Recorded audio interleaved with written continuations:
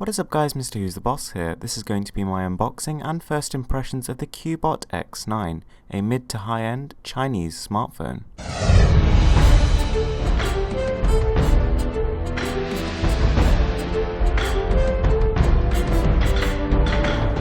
So although this phone was released in November 2014, it actually has had a juicy price cut pretty recently, making it an extremely nice offering at its current price. So I've put a link in the description in case you're interested, and basically this phone is using high-end components from last year which are still working fine today. I mean, these aren't the cutting-edge next-gen components that people might be expecting from flagships, but given the price, the stuff you're getting inside here is seriously impressive. You're getting a MTK 6952, which is an octa-core chip, and you're getting 2 GB of RAM, as well as some really fast flash storage. So inside the box we obviously have the phone itself. We'll take a look at that in a second. We have a quick installation guide. This is a dual SIM device, so you can insert 2 different SIMs at the same time, as well as a micro SD card, which is nice to see. We also have a SIM ejector tool. This is a unibody design, so it doesn't have a removable cover, so everything is done in a similar way to the iPhone, and as you'll soon see, this is an almost exact replica of the iPhone 6, which is actually really nice. So we also have a screen protector and a screen cleaning cloth included. So there's actually 2 of those. There's one already installed on the device and you get a spare.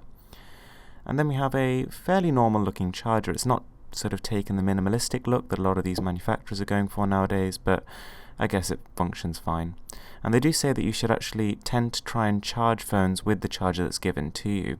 If you use universal ones, it tends to drain the battery quicker.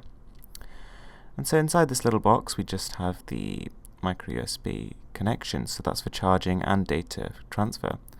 And inside the box we don't have anything else, so there's no earphones included, so it's just a pretty basic package there. And so now let's take a look at what you all want to see, the phone itself. And I'm actually really interested about this. I really want to see how well they've actually pulled off the metal unibody. Will it feel like the iPhone, or will it just feel like a cheap Chinese knockoff?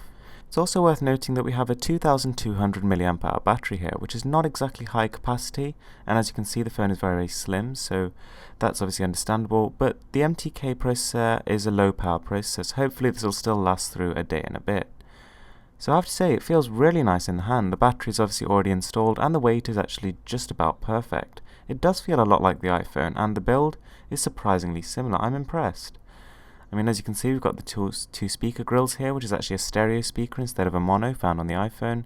Not sure about the volume or sound quality, but we'll test that in my full review. But in terms of build and appearance, I'm really impressed. What they've done here is really good for a budget device. Now there's also a nice clear fitted case included, and this also has a matte finish to keep that premium feel. So booting up the device, you can actually see it's got a really nice display. This is a 720p panel, which I think is perfect for this kind of price point. Gives a good balance between performance, battery life and display quality, and the blacks are really impressive here. This is running a custom skin on Android, but it's almost basically stock Android. So once I've installed all the updates, had a good play with this device for a few days, I will bring you my full review, but for now signs are looking good. There's very little noticeable lag here, and the buttons are all nice and responsive. I reckon with enough fiddling and installing the correct launchers and icon packs and stuff, you could probably fool someone into thinking this is an iPhone. Anyway guys, that's it from me. Thanks for watching. I hope you liked this video, and don't forget to check out my full review in 2 days' time.